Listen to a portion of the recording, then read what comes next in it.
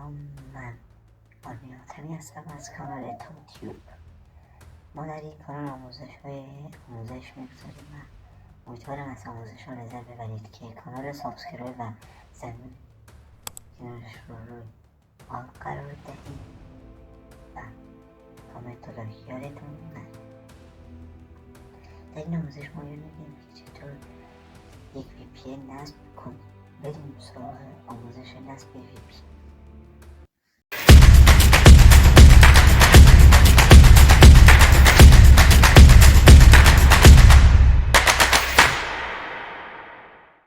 وارد خود پلی استور میشویم.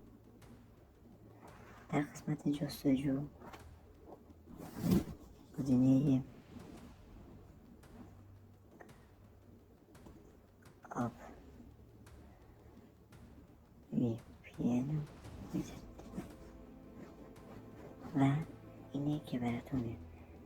من که قبلا نصبش کردم برای من گزینه بازجهت میاد و برای شما گزینه نصب کردن یعنی اینستال. خب شما وارد برنامه میشید، کاری خاصی نمی‌کنید. وقتی وارد برنامه شدید اینجور صفحه براتون مشاهده میشه. در قسمت سرور میتونید سرورتون رو عوض کنید. هر سروری که بخواید. البته 5 تا کشور آورده، 5 تا کشور قوی و خودت یکی رو باید انتخاب کنید.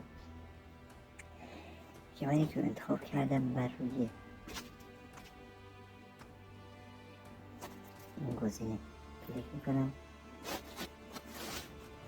و به همین راحتی VPN مون وصل میشه. امیدوارم از این آموزش خوشتون اومده باشه. تا یک آموزش دیگر